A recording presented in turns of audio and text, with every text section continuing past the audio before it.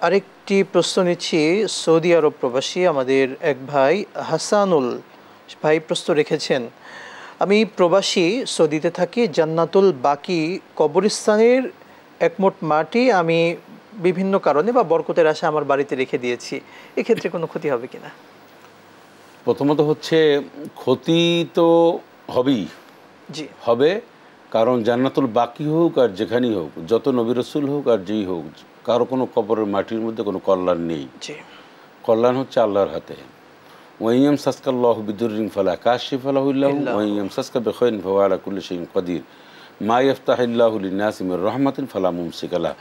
এসব আয়াতের মধ্যে স্পষ্ট আল্লাহ পাক বলছেন, আল্লাহ যদি কারো কল্যাণ দিতে চান তা কেউ রোধ করতে পারে না, আল্লাহ যদি কারো উপর অকল্যাণ দিতে চান তাও কেউ প্রতিরোধ করতে পারে না। কল্যাণ এবং অকল্যাণ আল কাদরি খাইরু ওয়া শাররি মিনাল্লাহ তাআলা, আল্লাহর হাতে। আচ্ছা, এখন জান্নাতুল বাকির থেকে যে আপনি মাটিটি নিয়ে আসছেন, এটা পুরোটা বিদআত, আপনার মধ্যে শিরকি কাজ করছে যে এটা বোধহয় কল্যাণকর হবে না। এতে কল্যাণের কোনো সুযোগ নাই, কল্যাণ হওয়ার কোনো সম্ভাবনাই নেই। বরং আপনি যে কাজটি করেছেন, এই মাটি আপনি ফেলে দিন, কারণ মাটির মধ্যে গুণগুণ নেই। গুণগুণ হচ্ছে ইমান আমলের মধ্যে। জান্নাতুল বাকিতে যারা শুয়ে আছেন তারা জান্নাতি মানুষ বলে আমরা মনে করছি। আসহাবে রসুল শুয়ে আছেন, নবীর পরিবার বর্গ শুয়ে আছেন, এর অর্থই না যে পুরাটা একেবারে সবটা আল্লাহর জান্নাতের একটা অংশ। জান্নাতের টুকরো শুধু দুনিয়ায় একটা জায়গায় রয়েছে, সেটি হচ্ছে রওদাতুম মিন রিয়াদুল জান্নাহ। এই জায়গাটি হচ্ছে জান্নাতের টুকরো, জান্নাতের দুনিয়ার জান্নাতের বাগান।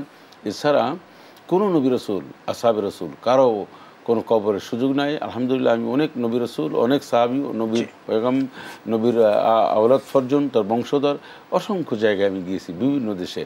আমি কোথাও এটা আনারও চেষ্টা করিনি, আমি মনেও করিনি, এবং আমি মনে করেছি তাদের জন্য দোয়া, এবং আল্লাহর কাছে বলেছি, আল্লাহ তাদের মতন আমাদেরকে জীবন গঠন করার সুযোগ করে দাও।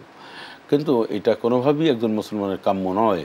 এমনকি এই বাইতুল্লাহ শরীফের গিলাফ, এইটা আপনি নানান ধরনের রুমাল, জামা, টুপি এরকম ঘষে মুছে তারপরে এগুলি নিয়ে আসে, অনেকে অনেক কল্যাণ মনে করে, এর মধ্যে কোনো জি, শুকরান জাযাকাল্লাহ, আপনাকে অসংখ্য ধন্যবাদ। বারাকাল্লাহু ফি হায়াতিক। প্রিয় দর্শক, ঐক্যের কোনো বিকল্প নেই।